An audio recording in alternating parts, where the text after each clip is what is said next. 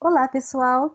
Eu sou a professora Edilene Takenaka, economista, coordenadora do curso de Gestão Empresarial da Faculdade de Tecnologia de Presidente Prudente, São Paulo, Brasil. E é um imenso prazer, um privilégio participar do primeiro Congresso Latino-Americano de Desenvolvimento Sustentável. Aproveito para agradecer o convite da comissão organizadora do evento, em particular a professora Anice Seulin, com quem já tive a grata satisfação de contribuir para a publicação de um livro.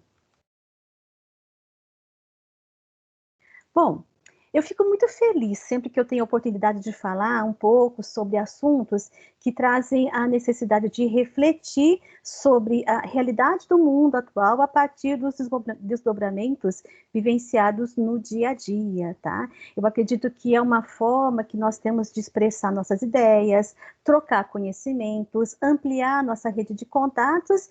E nisso, o momento atual é muito propício, dado o uso da tecnologia, a facilidade da comunicação que nós temos hoje. A prova disso é a realização de um evento internacional como esse, que integra pessoas do mundo todo em um ambiente virtual. Okay? Bom, o eixo temático que eu escolhi para essa conversa, né, vou chamar de conversa, foi desafios sociais e econômicos da pós-pandemia.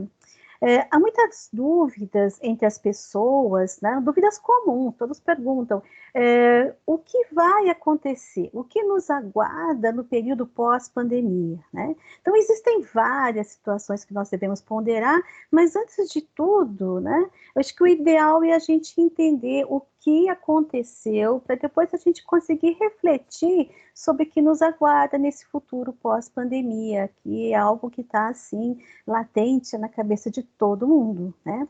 Bom, primeiro, voltando um pouquinho, né?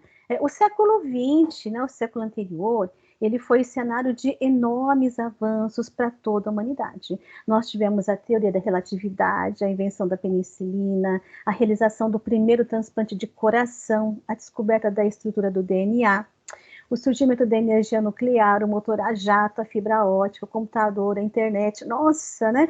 Tudo levava a crer que nós teríamos uma conotação futurista, dadas várias possibilidades de utilização desses avanços que estavam, né, e que estão disponíveis até hoje, né? Então, dessa forma, quando o século XXI surgiu, a humanidade ela tinha uma confiança muito grande, né? Porque esse nascimento de um novo século, ele pressupunha mudanças nos âmbitos sociais, culturais, tecnológicos, políticos, econômicos, todos passíveis de reorganizar a vida da população mundial, agora mais sábia, mais resiliente e muito mais tecnológica, né? Então, no mundo em todo, em um foco especial no Brasil, acreditava-se que estávamos todos mais aptos a enfrentar situações diversas a partir da facilidade com que o conhecimento adquirido favorecia a integração entre povos marcados pelos avanços conquistados, né, no século anterior. Mas, enfim, 2019, finalizando, a humanidade passa a ter uma rotina impactada por um vírus que se propaga e que se chama muita atenção, porque a propagação é muito veloz, a disseminação é muito veloz, os números de infectados são alarmantes e com muitos óbitos, né? Então, apresenta-se a seguinte situação: vírus não obedece limite territorial, vírus ignora a fronteira e o vírus se espalha obedecendo à própria lógica da sua existência, né? Então, combater a ameaça que esse vírus representa para a humanidade exige uma ação global, sem que se dispense medidas adotadas no âmbito local, porque a gente precisa respeitar as particularidades de cada país. Então, cada país, né, dentro da sua realidade, dentro da sua capacidade, vai adotar medidas específicas para buscar combater a propagação do vírus, né? Até porque esse vírus, né, do Covid-19, que nós chamamos normalmente, é algo novo, é algo que apresenta algumas mutações e que nós ainda não temos, né, um protocolo que seja, assim, batemos o martelo, e é assim que nós devemos seguir, né? Nós temos muitas controvérsias no mundo todo, né? E as vacinas estão surgindo, mas num ritmo um pouco lento, né? Devido também a vários transtornos que a gente pode ponderar, a questão de insumos, matéria-prima, o próprio conhecimento tecnológico, né? A capacidade de produzir isso também em grandes quantidades para atender toda uma população, porque isso aconteceu, essa pandemia, né, ela está a nível global, ou seja, todos os países estão passando por esse problema. Então, é algo muito preocupante. Bom, então, no geral, tais fatos obrigaram a sociedade a buscar novas referências relacionadas ao convívio em sociedade ou em coletividade. Por quê? Como esse vírus tem uma disseminação, uma propagação muito rápida, né? A maneira em que se postou a viabilidade, né, de combater essa propagação muito rápida foi buscar o distanciamento social, ou seja, que as pessoas não se aglomerassem mais, que as pessoas ficassem em suas casas, que evitassem locais públicos, né, para tentar tudo isso para conter essa propagação do vírus. Isso foi mundial, tá, gente? Por quê? Porque é um vírus muito letal, muito rápido de propagar, né? Então as pessoas têm esse cuidado, a necessidade desse cuidado, que não é excessivo, não, ele é extremamente necessário, né? Mas junto a esses cuidados, a gente precisa pensar na questão da higiene também. Combater o vírus não é só distanciar socialmente, combater o vírus também é tomar mais cuidados em relação à higiene, né? Bom, esse distanciamento social, ele trouxe, num primeiro momento, um baque, né? Porque nós tivemos uma contração das atividades de produção. Nós tivemos a China impactada inicialmente, depois a Europa, né, Estados Unidos, chegou aqui no Brasil, está passando pelo mundo todo, né? E nos locais onde as grandes ondas avançam, inicialmente é uma parada geral do setor produtivo, ou seja, a atividade produtiva, ela congela, né? Quando a atividade produtiva congela, a gente tem uma redução na produtividade. Isso já é um transtorno muito grande. Levado a isso, nós temos a necessidade do isolamento social, a necessidade de frear, né, a questão da aglomeração, né, das pessoas. Então, nós tivemos que dar uma parada também no setor de comércio, no setor de prestação de serviços. Aí isso gera um outro problema. Tá? Um problema que nós já tivemos a questão da produtividade e nós temos agora a questão da parada das atividades que podem gerar renda para o trabalhador. Ou seja, as pessoas passam a se privar, muitas vezes, da sua fonte de renda, não podem ir ao trabalho, não podem prestar uns serviços, né? Elas ficam isoladas, né? Então, nós temos um fator aí econômico que pesa muito. Então, o que nós tivemos no primeiro momento? Nós tivemos uma redução da produtividade, nós tivemos depois as pessoas cerceadas muitas vezes, né, da sua fonte de renda, mas num primeiro momento um desespero total pela falta de alimentos, pela falta de material de higiene, e aqui no Brasil principalmente a gente percebeu muito isso, as pessoas correram para fazer estoques de gêneros alimentícios e de produtos de higiene. E isso trouxe um encarecimento de vários produtos ligados a esse setor, tá? Alimentos, higiene, embalagens, tá? Então, nós tivemos um aumento no preço das mercadorias. E isso atrapalhou ainda mais, né, a questão da sociedade, porque você priva ela do trabalho, priva da sociabilidade, né, do conjunto de pessoas, por uma necessidade, claro, mas ao mesmo tempo queda da produtividade, menor oferta de produtos, né? As pessoas precisam dessas mercadorias, apesar da pouca renda, né, que elas passam a ter dada a redução das suas fontes, e os preços dos produtos aumentando. Então, isso, né, trouxe uma situação muito preocupante frente à geração de emprego e renda, a geração do consumo, a questão da produtividade, né? E exponencialmente, né, a preocupação com o futuro, ela se agrava, né? Então, esse congelamento parcial da oferta e a contenção da demanda global, devido a esses fatores, afetou todas as economias. E aqui no Brasil não seria diferente, tá? Passado um período, o que nós vemos? A China, que foi o primeiro local onde surgiu a questão da pandemia, ela também se recupera mais rápido, né? Como ela se recupera mais rápido, ela volta a produzir antes de outros países. E aí volta também a consumir matérias-primas de países como, por exemplo, o Brasil, né? E volta a oferecer insumos e produtos também que os países passam a necessitar, gêneros alimentícios, a questão de tecnologia, a questão de insumos, até mesmo para produtos de saúde, higiene em geral. Tá?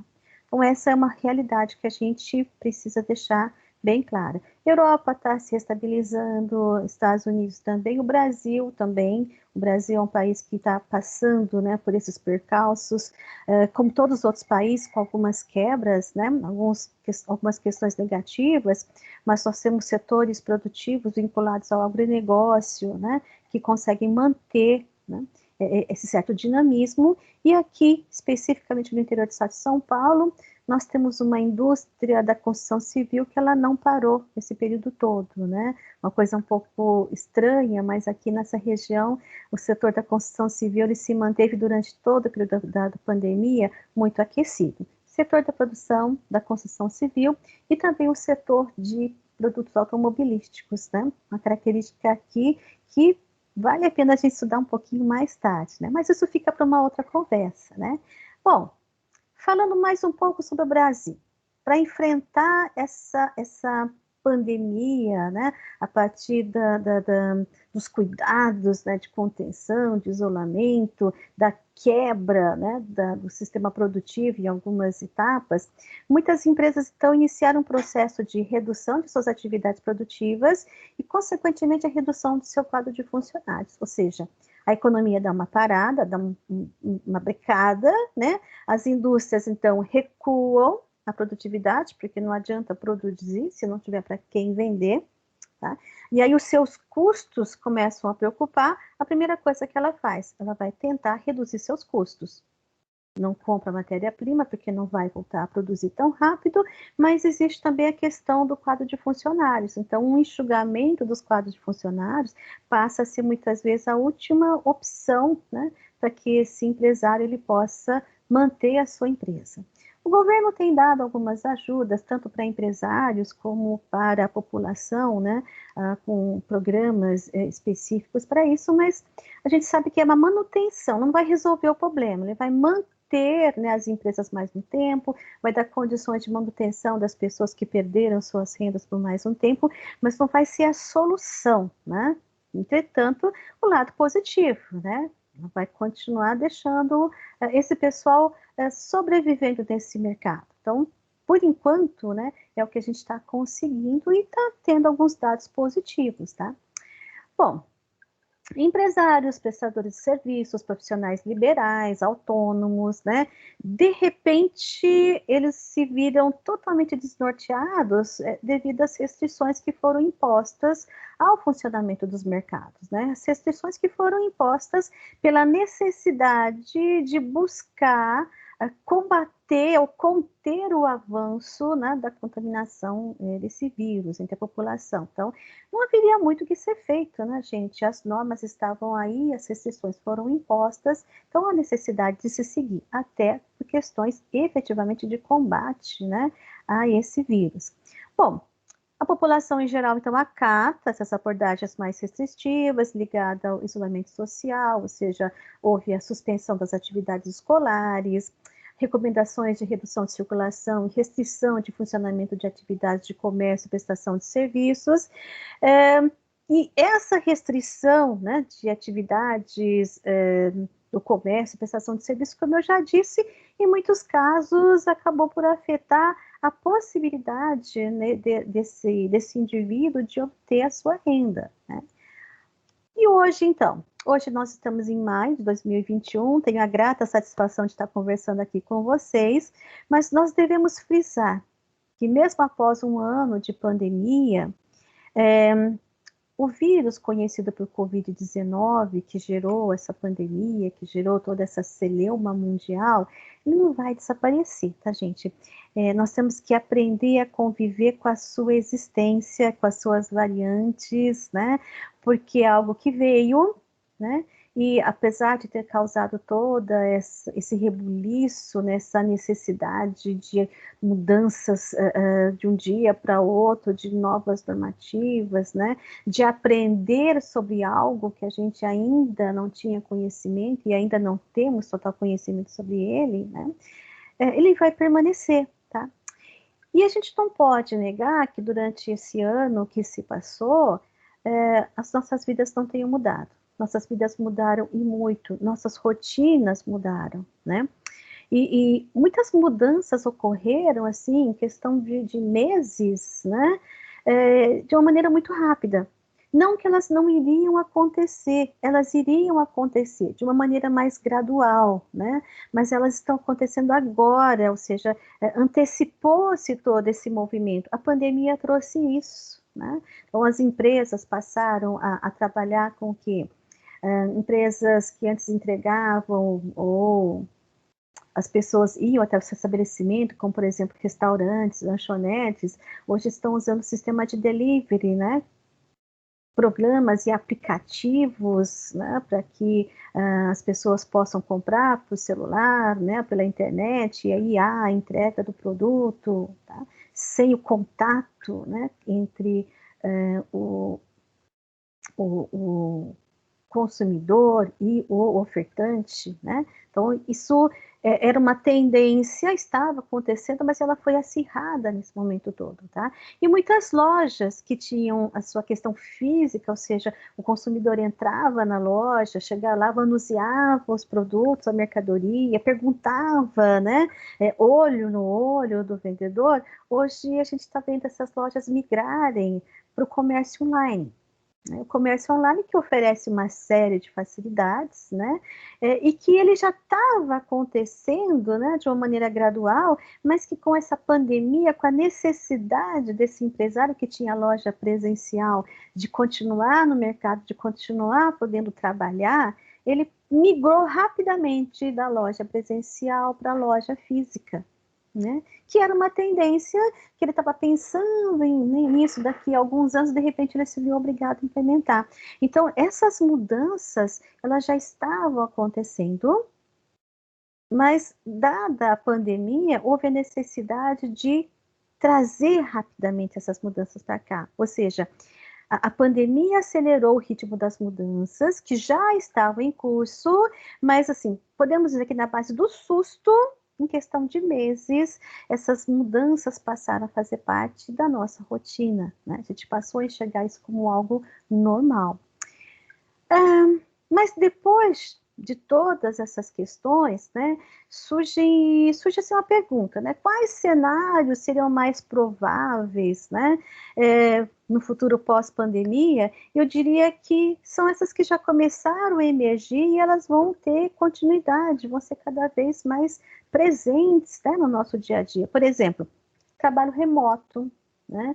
Já era uma realidade, alguns profissionais liberais, algumas empresas já trabalhavam remotamente, né, com seus funcionários, e hoje a tendência é crescer muito mais a questão do trabalho remoto. As empresas estão se organizando para trabalhar nesse modelo. Veja bem, o trabalho remoto, ele evita a necessidade da pessoa, do indivíduo, ele está no espaço com aglomeração, com outras pessoas, tá? Tanto que no trabalho remoto ele não precisa se deslocar da casa até o trabalho, então ele evita a questão do ônibus, né, do uso de metrô, onde tem um fluxo muito grande de pessoas, então ele se sente mais seguro, tá? E a própria empresa, muitas vezes, ela percebeu que o trabalho em home office, o funcionário dele em casa, muitas vezes reduz custos dentro da empresa, reduz custo com água, com energia elétrica, né? Muitas vezes ele pode até abrir mão de um espaço muito grande para a sua empresa, ele pode concentrar, né, em um espaço menor, tá?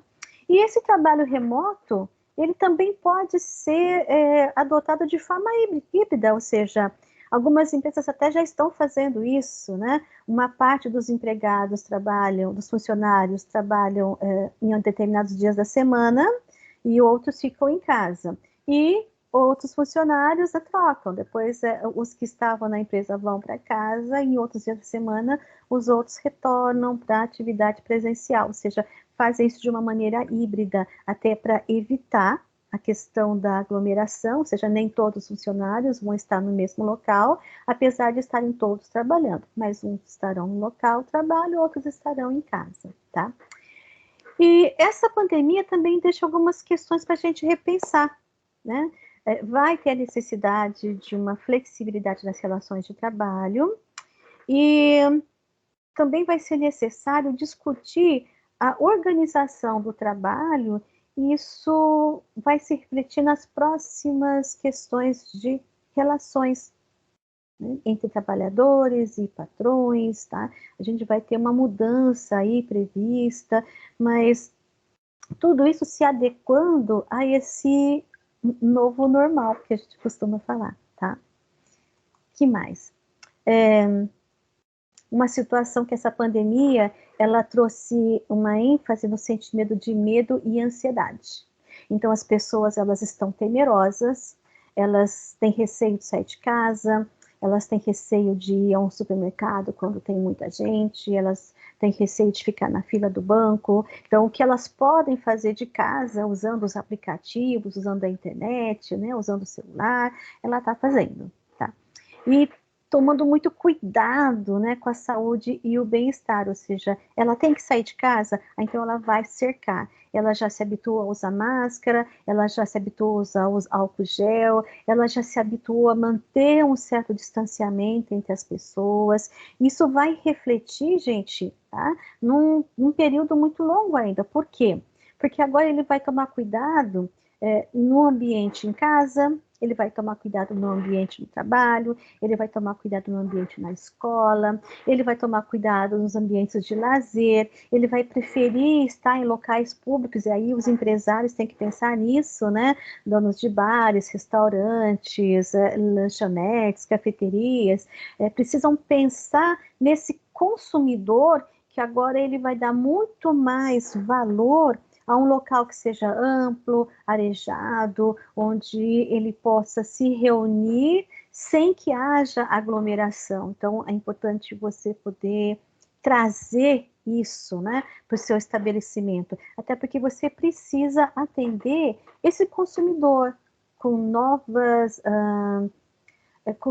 ênfases, né, com essa mudança, essa alteração no perfil do consumidor. O consumidor vai estar muito mais exigente, tá? Principalmente nesse quesito de higiene, saúde e bem-estar.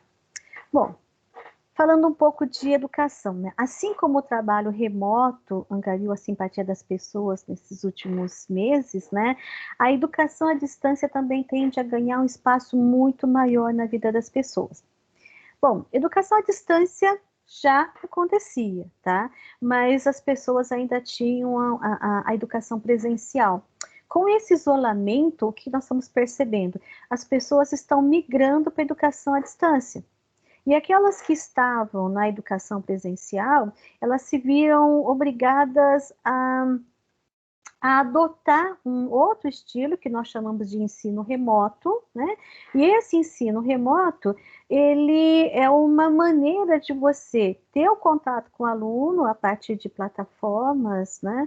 Em que o professor ele trabalha com o aluno de forma síncrona, ou seja, no horário de aula, o professor está lá, abre a sala de aula nessa plataforma, e aí o aluno entra em sala. E aí aquela troca, né? O professor e o aluno, facilitando o aprendizado, o conteúdo, mas então isso é uma aula remota, né?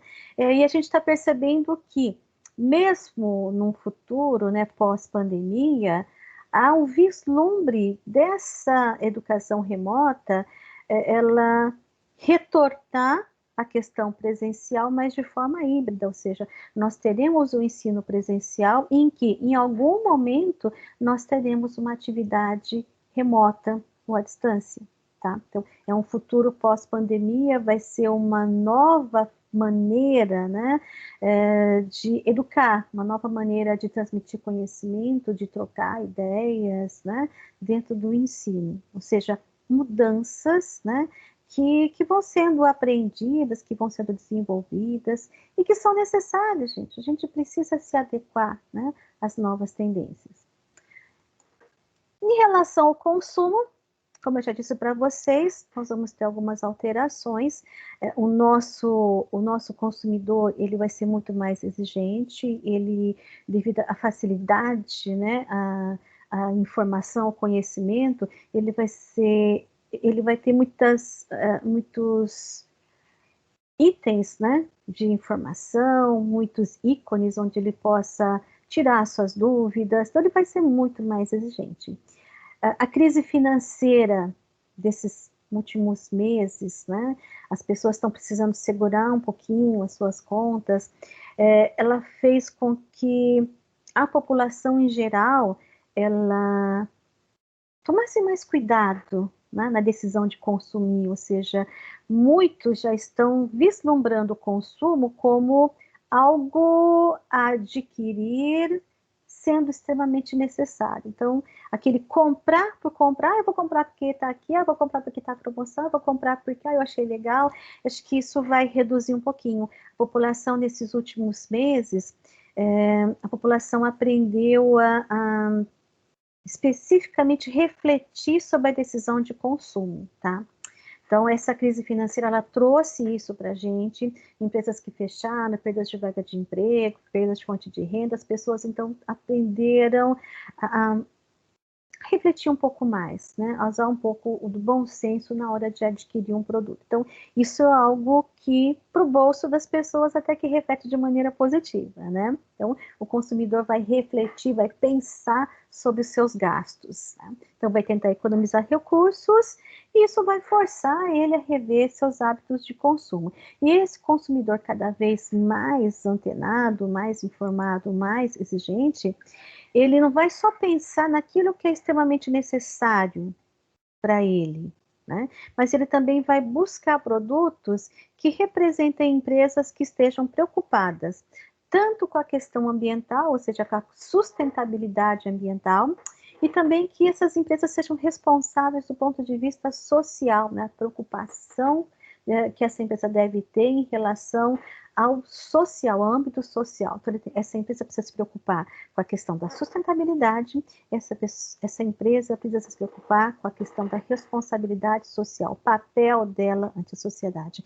Então, essa empresa também precisa lembrar que ela não pode só visar o lucro, ela tem que ter uma contrapartida, né? Ela vai se manter no mercado a partir do momento em que ela conseguir provar, através de ações, para o seu consumidor em potencial, que ela é uma empresa que se preocupa com o meio ambiente, que é uma empresa que se preocupa com a sustentabilidade e que é uma empresa que se preocupa com o social.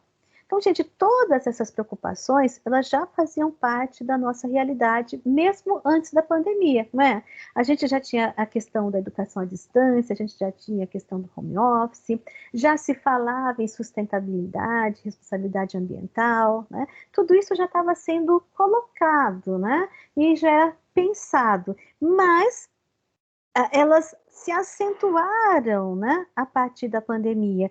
E essa nova realidade, essa busca por empresas sustentáveis e socialmente responsáveis, faz com que essas empresas devam, então, se atentar e se adequar a essas tendências, se quiserem continuar competitivas no mercado. Então, uma nova realidade que está aí e a gente não pode deixar isso passar desapercebido, né? Bem, agora só para a gente dar uma finalizada, né? As pessoas costumam chegar para um economista e elas perguntam, né? Quanto tempo pode durar a crise econômica? Gente, economista não tem bola de cristal. A gente não faz assim, fala, olha, né? Achei a solução. Não, gente, nós não temos uma resposta em termos temporal, tá? O que nós podemos falar, né, é que a resposta para quanto tempo pode durar a crise econômica, ela depende de vários fatores. Um, por exemplo, é por quanto tempo o mundo, né, vai ter que conviver com essa pandemia da Covid-19. Então, quanto tempo vai durar essa pandemia antes que a gente consiga a imunização em massa? E qual o impacto, né, das medidas adotadas para combater essa pandemia?